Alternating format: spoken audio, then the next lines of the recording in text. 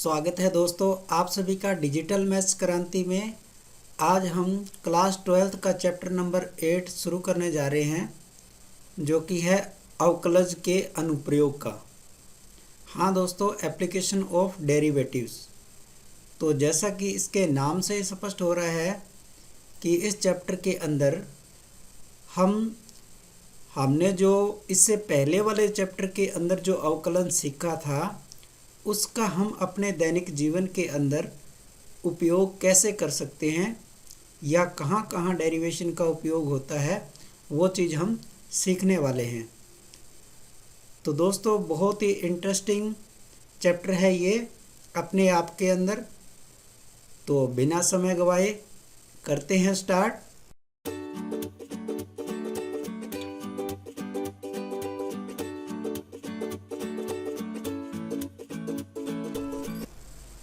तो दोस्तों, अवकलन का जो सबसे बड़ा उपयोग हम अपनी एक्सरसाइज 8.1 के अंदर करने वाले हैं, वो मुख्य रहेगा कि राशियों में परिवर्तन की दर ज्ञात करना।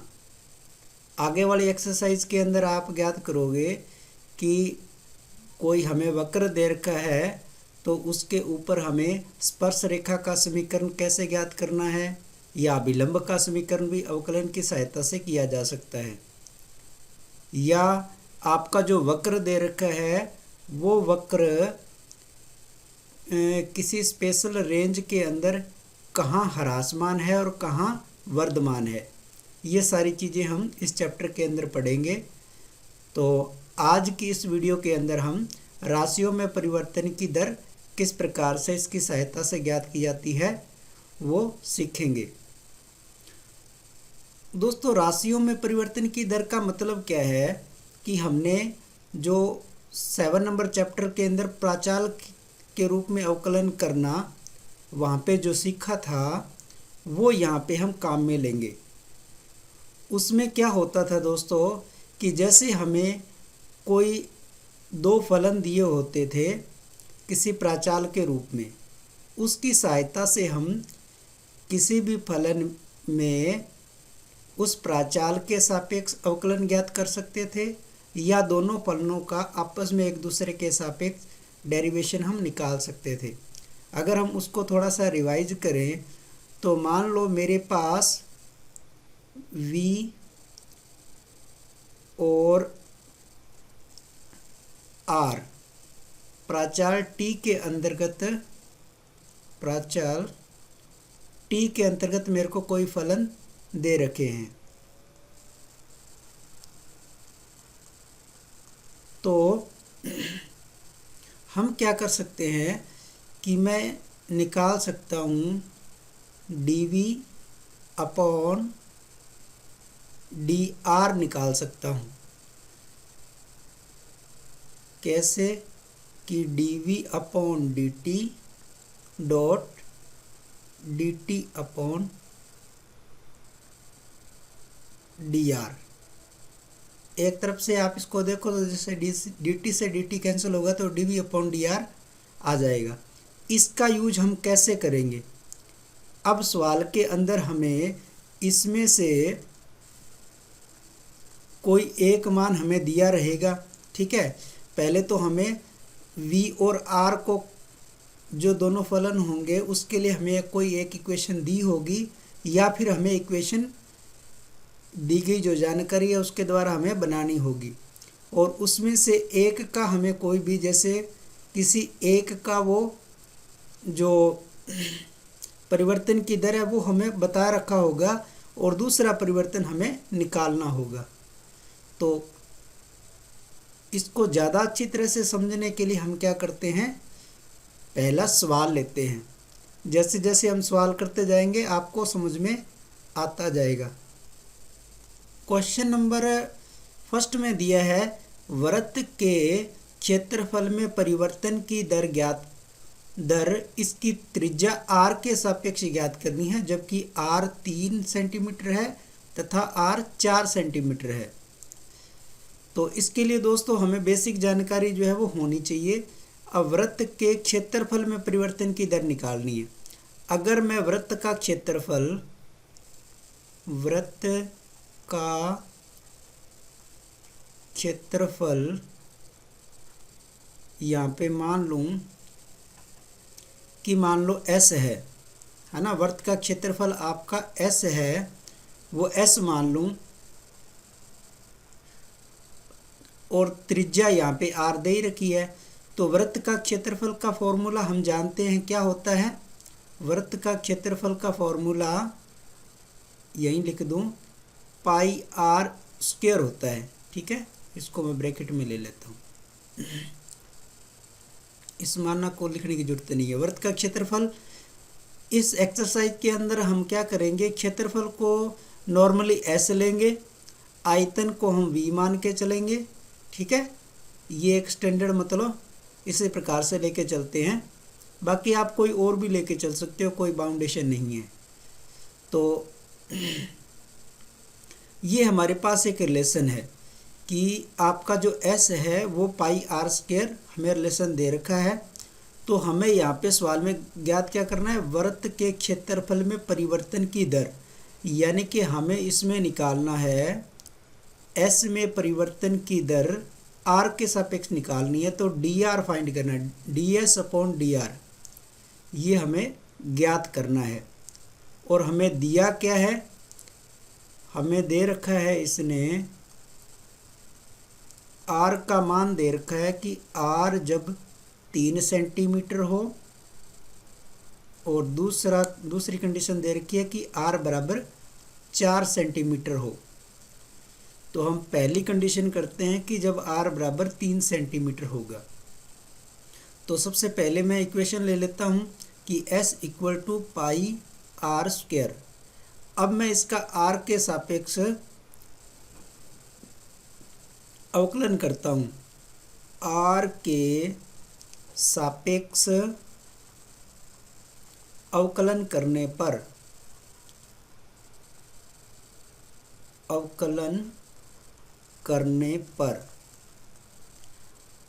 अब R के सापेक्ष अवकलन करेंगे तो S का हो जाएगा ds/dr, और यहाँ पे पाई आपका कांस्टेंट है तो R स्क्वायर का हो जाएगा 2 आगे आ जाएगा, 2 पाई R हो जाएगा। और फिर R का, क्योंकि R के सापेक्ष ही कर रहे हैं तो R का 1 नहीं आएगा। ठीक है, 1 लिखने की ज़रूरत नहीं है। तो ये हमारी पहली इक्वेशन थी, इसको हम इक्वेशन नंबर 2 देते हैं। अब R का मान हमें दे रखा है ds/dr, यहाँ पे आप लिख सकते हो कि R का मान कितना है, 3 है। तब क्या होगा, 2 पाई इंटू 3, तो ये आंसर आ जाएगा आपका 6 पाई। इसी प्रकार से जब हम R का मान लेंगे 4 सेंटीमीटर, और यहाँ पे एक चीज़ और नोटिस करने वाली है दोस्तों कि यहाँ पे आपको इकाई भी लिखनी चाहिए। अब ऊपर क्या है, S का मतलब है आपका सेंटीमीटर स्क्वायर, और नीचे है आपकी त्रिज्या, यानी कि इसको लिखने का तरीका ये होगा सेंटीमीटर स्क्वायर बाई सेंटीमीटर। ऊपर वाला सेंटीमीटर स्क्वायर तो वो शो कर रहा है क्षेत्रफल को, नीचे वाला सेंटीमीटर शो कर रहा है त्रिज्या को। ठीक है, तो अब हम सेकंड इक्वेशन जो हमने निकाली थी अभी, ds/dr 2 पाई R, इसमें R का मान 4 पे निकाल लेंगे, कितना मान आता है। तो R बराबर 4 पे इसकी वैल्यू निकालेंगे, 2 पाई मल्टीप्लाई 4, तो ये हमें मिला 8 पाई सेंटीमीटर स्क्वायर बाई सेंटीमीटर। ये हमारा दूसरा आंसर हुआ। क्वेश्चन नंबर सेकंड में दिया है, एक कण वक्र y इक्वल टू 2/3x³ + 1 पर चलता है। वक्र पर उन बिंदुओं को ज्ञात कीजिए जहां y निर्देशांकों में परिवर्तन की दर x निर्देशांक में परिवर्तन की दर की दुगनी है ना। तो सबसे पहले मैं इसको लिख लूँ इक्वेशन को, y इक्वल टू 2/3x³ + 1, ये हमारी मेन इक्वेशन है। अब यहाँ हमें दिया क्या है, उन बिंदु हमें फाइंड करनी है जहाँ पे y निर्देशांक में परिवर्तन की दर, यानी कि जो आपका y है dy अपॉन dt, y में परिवर्तन की दर किसके बराबर है? x में परिवर्तन की दर की दुगनी है। x में परिवर्तन की दर होगी 2 dx अपॉन dt का 2 गुना। ये कंडीशन हमें गिवन है, ये दे रखी है, ठीक है। तो हम क्या करते हैं, समीकरण जो 1 है, समीकरण 1 का t के सापेक्ष अवकलन करते हैं। अवकलन करने पर y का t के सापेक्ष करेंगे तो dy अपॉन dt, और x का करेंगे तो ये 3 आगे आएगा, x², और x का फिर आ जाएगा dx अपॉन dt, और 1 का तो हो जाएगा 0। अब यहाँ से ये 3 से 3 तो कैंसिल हो रहा है, कैंसिल कर दिया, dy अपॉन dt। अब मैं x² को थोड़ा आगे लिख लूँ और 2 dx अपॉन dt को साथ में लिख लूँ। तो मैं अब क्या करूँगा, यहाँ पे ये जो 2 dx अपॉन dt आ रहा है उसकी जगह मैं dy अपॉन dt रख सकता हूँ, है ना, गिवन कंडीशन से। तो यहाँ पे मैं मान रखता हूँ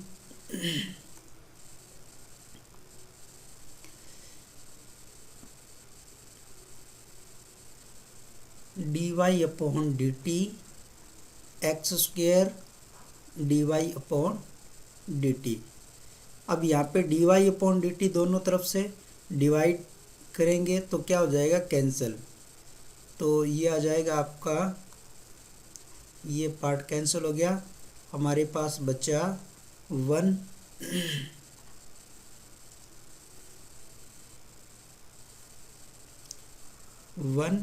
इक्वल टू x², और x² को आप इसका अंडर रूट लेंगे दोनों साइडों का,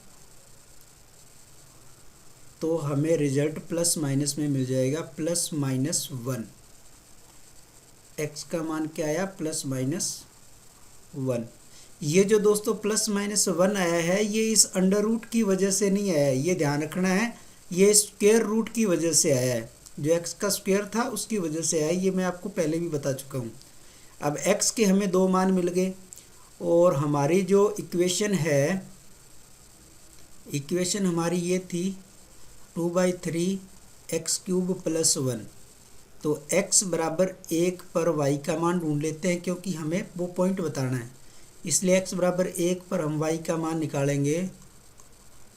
तो 1 रख देते हैं यहाँ पे, ये हमें मिल गया 2/3 + 1, एलसीएम लेंगे तो 5/3, यानी कि पहला पॉइंट हमें मिल गया 1,5/3। और x बराबर -1 पर मान निकालेंगे y का, तो आएगा 2/3 -1 की क्यूब +1, तो -2/3 + 1, एलसीएम लेंगे तो -2 + 3/3, ये आ गया आपका 1/3। दूसरा पॉइंट आ गया -1 x का मान और y का मान 1/3।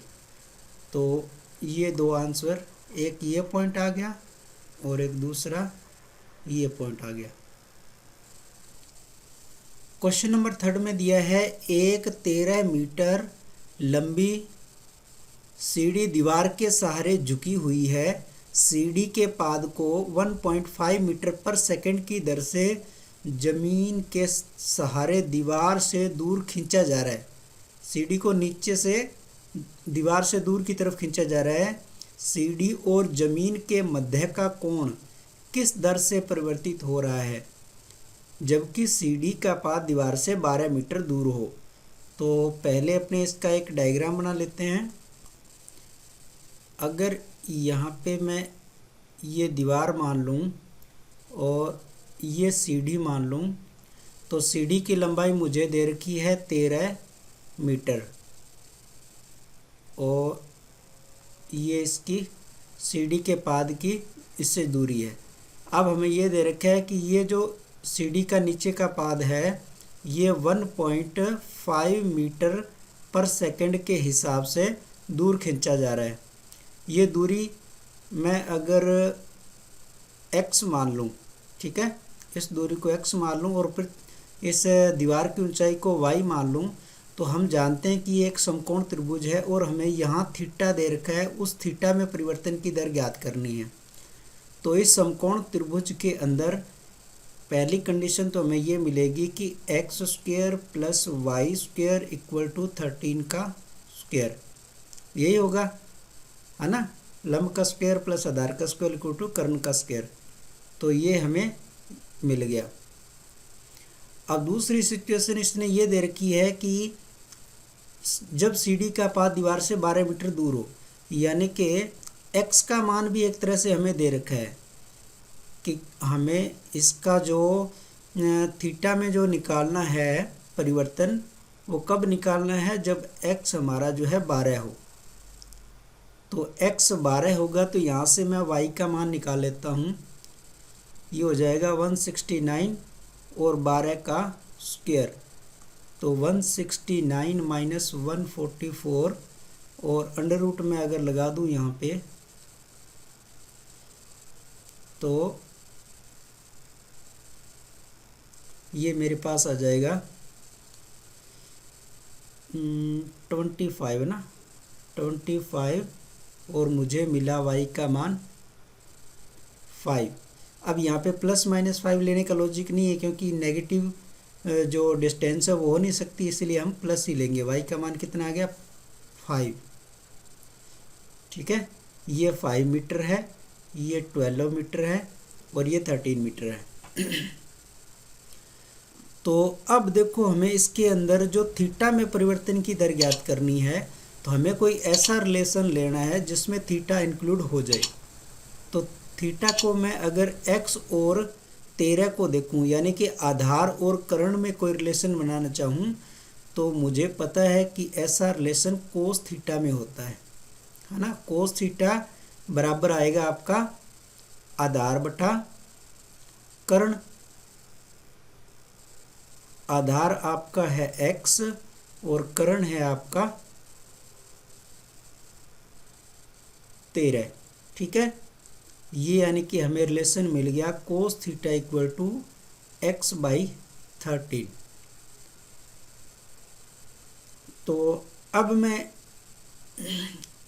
इस इक्वेशन का अगर t के सापेक्ष अवकलन निकालूं, इसमें हमें जो दी है चीज़ वो मैं यहाँ लिख लेता हूँ। यहाँ हमें क्या दिया है, x में परिवर्तन की दर दे रखा है, गिवन है हमें dx/dt इसने दे रखा है 1.5 मीटर पर सेकंड। तो इसका मैं इसको थोड़ा सा ऊपर कर लेता हूँ। समीकरण 1 का मैं अगर t के सापेक्ष अवकलन निकालूं, t के सापेक्ष अवकलन निकालूं, अवकलन करने पर तो कोस थीटा का अपने t के सापेक्ष अवकलन करेंगे तो आ जाएगा, कोस का आ जाएगा माइनस साइन थीटा और थीटा का आ जाएगा D theta upon D T. X का 1/13 तो आपका कांस्टेंट ही है। अब एक्स का करूँगा आएगा dx/dt। यहाँ से मैं D theta upon D T का अगर मान एक साइड में रखूँ तो ये आ जाएगा, साइन जो है वो इधर नीचे आ जाएगा, माइनस मैं यहाँ लिख देता हूँ 1/sin थीटा dx/dt। या मैं इसको और तरीके से लिखूं थोड़ा और, तो हो जाएगा ये आपका 1/sin को आप कोसेक लिख सकते हो, कोसेक थीटा dx/dt। अब उस ट्रायंगल के अंदर जो हमने पहले बनाया था उसके अंदर कोसेक थीटा का मान dx/dt का मान तो हमें दे रखा है। यहाँ से देखो इसके अंदर ये 1.5 मीटर पर सेकंड दे रखा है।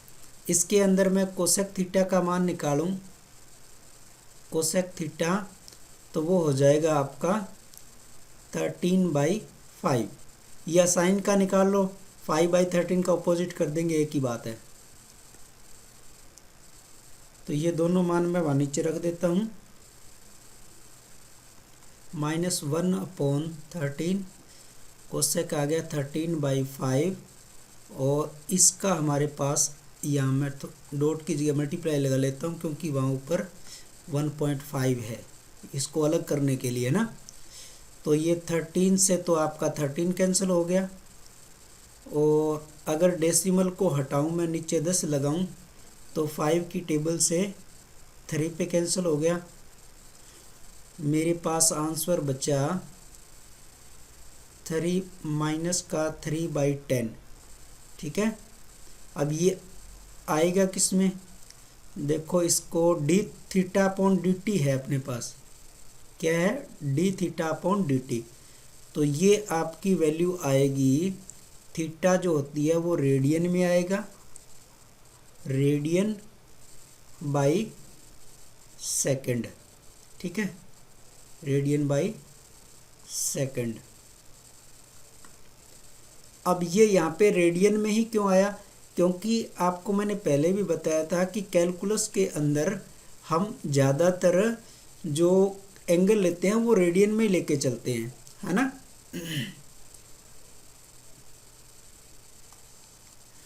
क्वेश्चन नंबर 4 में दिया है, एक परिवर्तनशील घन का किनारा 3 सेंटीमीटर पर सेकंड से बढ़ रहा है, ठीक है, और घन का आयतन किस दर से बढ़ रहा है जबकि किनारे की लंबाई जो है 10 सेंटीमीटर हो। तो घन का किनारा हमें दे रखा है, हम जानते हैं कि हमारा जो घन होता है वो इस प्रकार से होता है, जिसकी लंबाई, चौड़ाई, ऊंचाई जो है वो तीनों एक जैसी होती हैं।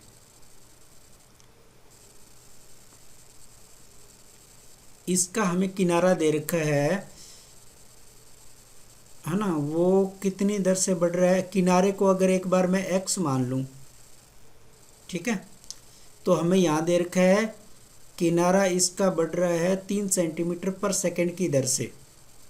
अगर हम मान लें कि माना घन का किनारा बराबर x सेंटीमीटर है, तो हमें यहाँ दिया क्या है, dx/dt 3 सेंटीमीटर पर सेकंड हमें दे रखा है एक तो,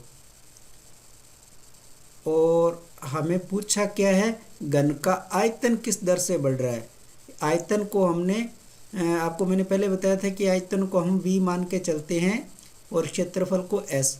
तो आयतन के लिए मैं यहाँ मान भी सकते हैं ना कि माना घन का आयतन v सेंटीमीटर क्यूब है, तो dv/dt हमें ज्ञात करना है। कब, जब आपका किनारा 10 सेंटीमीटर हो, यानी कि जब आपका जो x होगा वो 10 सेंटीमीटर होगा, तब हमें dv/dt ज्ञात करना है। तो घन के लिए दोस्तों आपको ये पता होना चाहिए कि हमारे घन का आयतन कितना होता है। तो हम जानते हैं कि घन का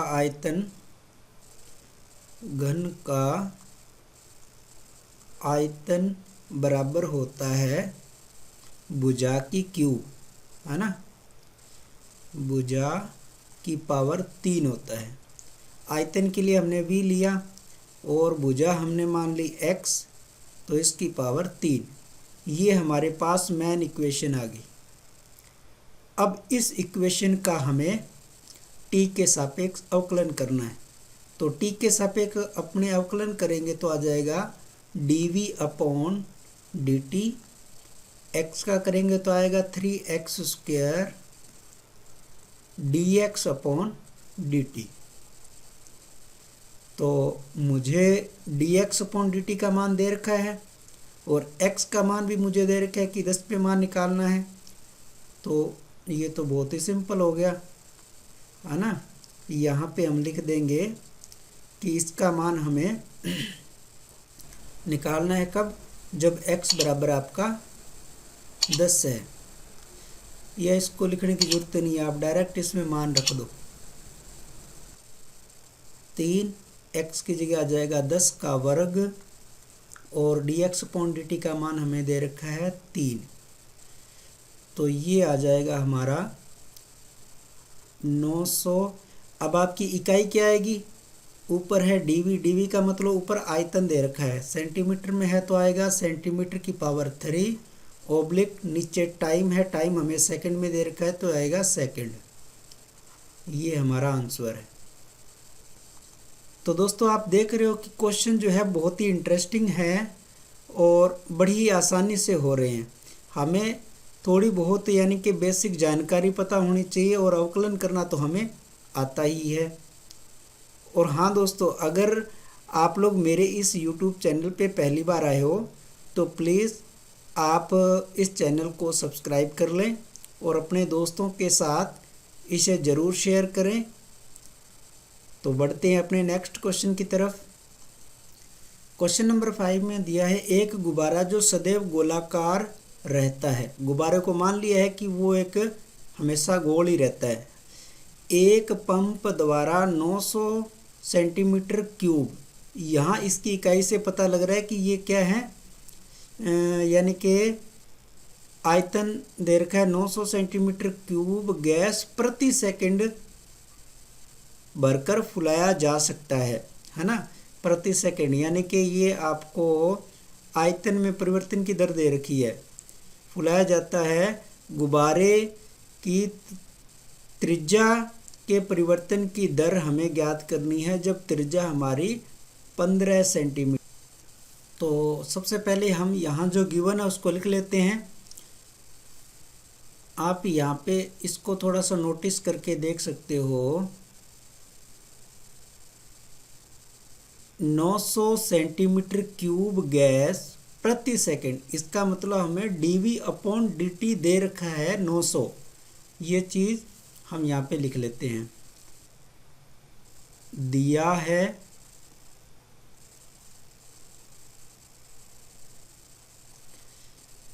कि dv अपॉन dt कितना 900 सेंटीमीटर क्यूब पर सेकंड आपको दे रखा है।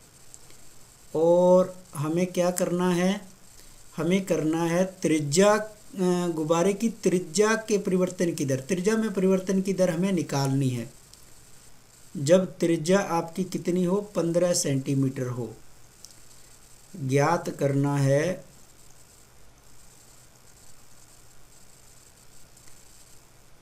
dr अपॉन dt, ये हमें ज्ञात करना है। तो गुब्बारे को यहाँ गोलाकार माना गया है, इसका मतलब गुब्बारे का जो आयतन होगा, गुब्बारे का आयतन गोले के आयतन के बराबर ही होगा। आयतन हम जानते हैं कि कितना होता है, 4/3 पाई r क्यूब, ये होता है। आयतन को हम v माने तो 4/3 पाई r क्यूब। अब ये हमारी मेन इक्वेशन हो गई। इस इक्वेशन का हम t के सापेक्ष अवकलन करेंगे। इसको अगर एक नाम दें, समीकरण 1 का t के सापेक्ष अवकलन करने पर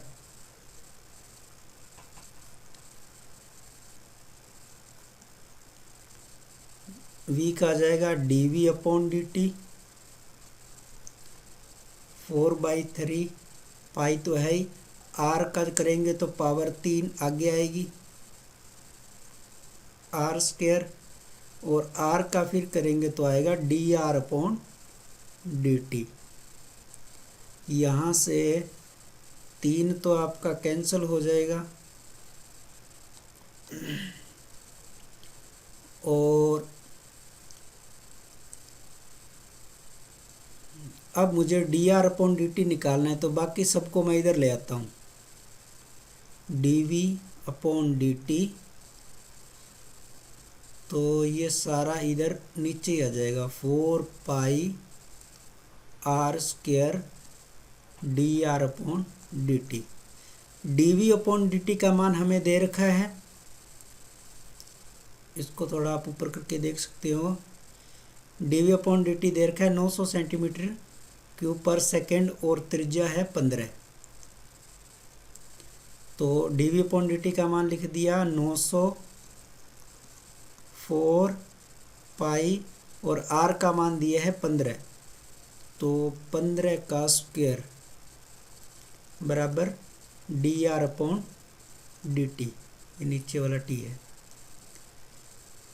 इसको मैं और थोड़ा सा सॉल्व करके लिखूं। 15 का वर्ग होता है 225, तो ये आपका कट जाएगा 25 निमा 225 होता है, अगर 9 से काटूं तो 25, और ये आ गया आपका 100, और 25 चौका 100, फिर 4 से 4 कैंसिल, तो बचा क्या आपके पास यहाँ पे यहाँ बचा मेरे पास 1/π। ठीक है, अब मैं dr/dt को मैं इधर ही लिख देता हूँ, dr/dt। अब यहाँ इसको देखें, इसकी यूनिट क्या बनेगी। dr अपने पास क्या है, सेंटीमीटर में ही है, यानी कि त्रिज्या हमें सेंटीमीटर में दे रखी है, तो इसकी इकाई बन जाएगी सेंटीमीटर पर, नीचे क्या है सेकंड है, तो सेंटीमीटर पर सेकंड, ये हमारा आंसर हो जाएगा। तो इस प्रकार से दोस्तों आप आगे वाले क्वेश्चन भी बहुत आसानी के साथ कर सकते हो।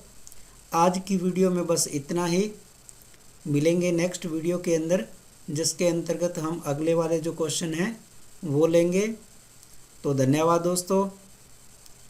प्लीज़ आप इस वीडियो को अपने दोस्तों के साथ शेयर करें, लाइक करें, और चैनल अभी तक अगर आपने सब्सक्राइब नहीं किया है तो प्लीज़ चैनल को सब्सक्राइब कर लें। Thank you.